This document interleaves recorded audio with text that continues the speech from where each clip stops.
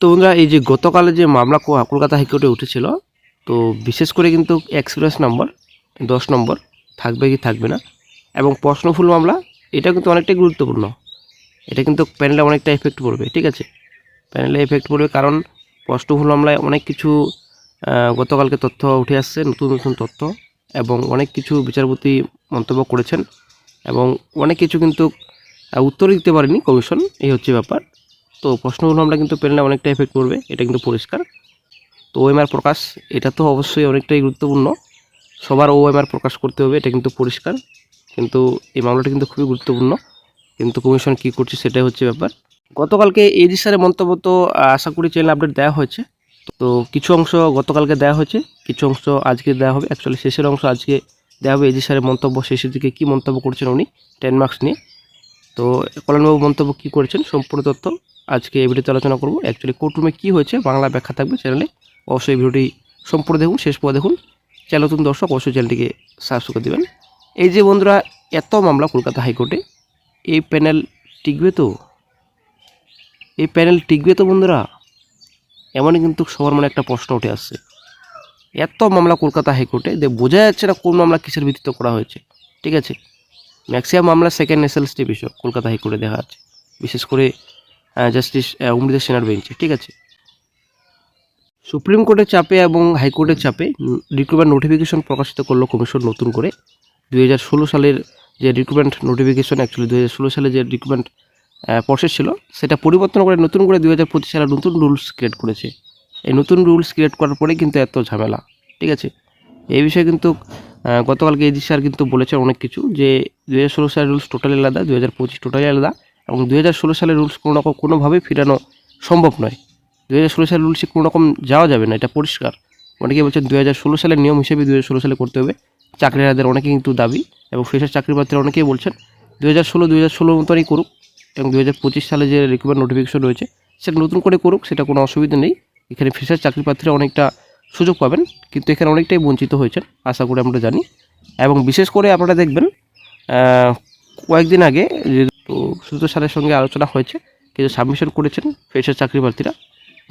এখানে অনেকেই রয়েছেন 60-তে 60 পেয়েও কিন্তু কাট অফ ক্লিয়ার করতে পারেনি, ঠিক আছে। এটাই হচ্ছে মেন সমস্যা। অ্যাকচুয়ালি ফ্রেশার চাকরি প্রার্থীরা অনেকেই বঞ্চিত হয়েছেন। গতকালে কি চ্যানেলে কিন্তু আপডেট দেওয়া হয়েছে যে এজি স্যার কিন্তু অনেক কিছু মন্তব্য করেছেন এবং অনেক যুক্তি পেশ করেছেন গতকালকে কলকাতা হাইকোর্টে, অ্যাকচুয়ালি জাস্টিস বেঞ্চে। তো উনি কিন্তু প্রথমেই বলেছিলেন, এখনও পর্যন্ত কিন্তু এমন যুক্তি পেশ করা হয়নি যে পূর্বের শিক্ষকতার অভিজ্ঞতার প্রয়োজন নয়, ঠিক আছে। তো এমনই কিন্তু মন্তব্য করেছেন গতকালকে। এবং দ্বিতীয় নম্বর যেটা বলা হয়েছে, যে এমন কোনো যুক্তি পেশ করা হয়নি যে পূর্বের শিক্ষকতার প্রয়োজন কারণে যদি আমি তাদের দুটি শ্রেণীতে ভাগ করি তাহলে অভিজ্ঞতার অভাবে সম্পূর্ণরূপে বাদ দেওয়া হবে, এমন কিন্তু কোনো রকম যুক্তি পেশ করা হয়নি, ঠিক আছে। কিন্তু গতকালে বলেছিলেন যে therefore what we are left with fundamentally are on two aspects. Number one is whether weightage can be granted in a selection process. Whether Millard weightage can be granted in a selection process. তো উনি বলতে চাইছেন আমাদের কাছে মূলত দুটি দিক বাকি আছে। প্রথমত নির্বাচন প্রক্রিয়া গুরুত্ব দেওয়া যেতে পারে কিনা, গুরুত্ব বিভিন্ন ধরনের হতে পারে।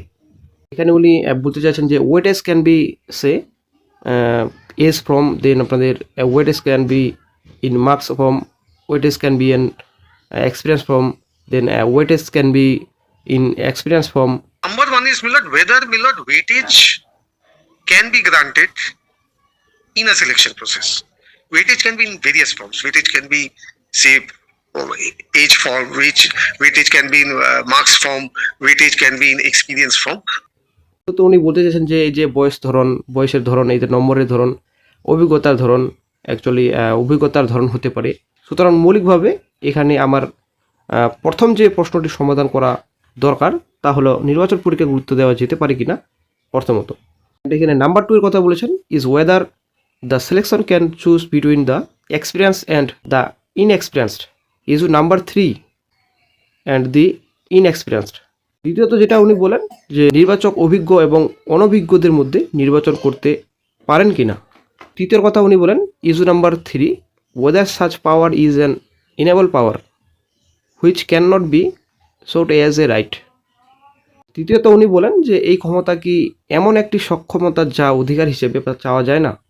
এই বিষয়গুলির সাথে আনুষঙ্গিক আরও দুটি প্রশ্ন কথা উনি বলেন যে এ whether employer the state or its instrumentality is under obligation to extend the scheme of weightage to temporary service rendered outside its employment or not.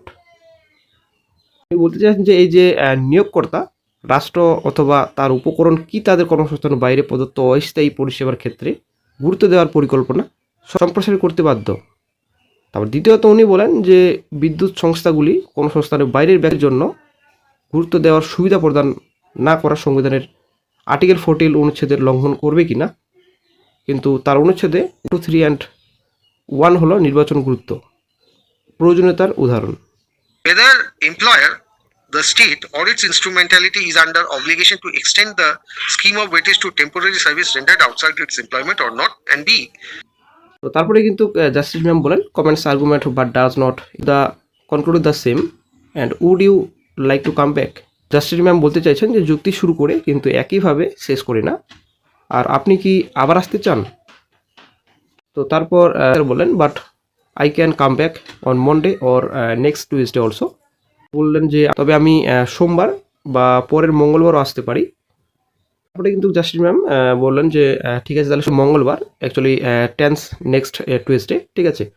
তো মঙ্গলবারই কিন্তু নেক্সট ডেট করা হয়েছে বর্তমানে এখন 10 তারিখ আগামী ফেব্রুয়ারি। এখানে কিন্তু গতকালকেই শেষ হয়ে যাওয়ার কথা, কিন্তু উনি কিন্তু আরও বলতে চাইছেন এই যে স্যার আরও কিছু বাকি রয়েছে, আরও মোটামুটি 10 থেকে 12 প্যারা রয়েছে, ঠিক আছে, উনি কিন্তু কমপ্লিট করবেন এমনই কিন্তু গতকালকে মন্তব্য করেছেন এবং কিছু যুক্তি পেশ করেছেন।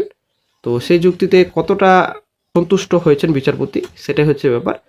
তো হয়তো আরও আগামী 10 তারিখে একটা গুরুত্বপূর্ণ আপডেট পাওয়া যেতে পারে, কারণ আরও কিছু হয়তো যুক্তি পেশ করবেন এই যে স্যার, কিছু বাকি রয়েছে আরও কিছু, এবং হয়তো পিটিশনের তরফ থেকেও কিছু ডকুমেন্ট সাবমিট করতে পারে কিংবা আরও কিছু যুক্তি পেশ করতে পারেন পিটিশনের তরফ থেকে। তবে পিটিশনারদের সুযোগ দেওয়া হবে কি না সেটাই হচ্ছে ব্যাপার। তো অবশ্যই দেওয়া হবে, যদি কিছু আরও নতুন থাকে তো অবশ্যই কিন্তু সুযোগ দেওয়া হতে পারে। তবে একটা জিনিস পরিষ্কার, অবশ্যই কোনো না কোনো কিছু হবেই, কারণ এই প্যানেল অনেকটাই কিন্তু ভবিষ্যৎ অন্ধকারের দিকে, কারণ এই প্যানেলে কিন্তু প্রচুর মামলা কলকাতা হাইকোর্টে, এক্সট্রা 10 মার্কস, দেন ওএমআর ইস্যু, দেন এখানে প্রশ্নভুল মামলা অনেকটাই গুরুত্বপূর্ণ। গতকাল কিন্তু কমিশন জবাব দিতেই পারেনি। এই যে এক্সপার্ট রয়েছে, এক্সপার্টের নাকি রেফারেন্স পাঠানোই হয়নি, বুকস পাঠানো হয়নি। এই যে কিছু সোর্সের কথা বলা হয়েছিল ক্যান্ডিডেটসদের, যে কোনো যদি প্রশ্ন ভুল থাকে একটা 2টো সোর্স দিতে পারেন, তো সেই মতো সোর্সে কিন্তু কোনো রকম তথ্য পাঠানো হয়নি এক্সপার্টদের কাছে। তো অনেক কিছু কিন্তু বিচারপতি প্রশ্ন করেন, কিন্তু সেই প্রশ্নের উত্তর কিন্তু দিতে পারেনি কমিশন। এই হচ্ছে ব্যাপার। এই প্যানেলে কিন্তু অনেকটা এফেক্ট পড়বে, অ্যাকচুয়ালি এই প্যানেল কিন্তু হ্যাম্পারও হয়ে যেতে পারে, এই হচ্ছে ব্যাপার। তো ফিউচারে এই প্যানেলের ভবিষ্যৎ কী হবে সেটাই হচ্ছে ব্যাপার। তো যখনই নতুন গুরুত্বপূর্ণ আপডেট পাওয়া যাবে ফিউচারে সঙ্গে সঙ্গে আপডেট দিয়ে দেওয়া হবে। তো এই বিষয়ে কিন্তু কল্যাণবাবু কিন্তু মন্তব্য অনেক কিছু করেছেন, তবে উনি যেটা বলেছেন তো সেই হিসাবে কিন্তু অ্যাকসেপ্ট করবেন কিনা বিচারপতি সেটাই হচ্ছে ব্যাপার।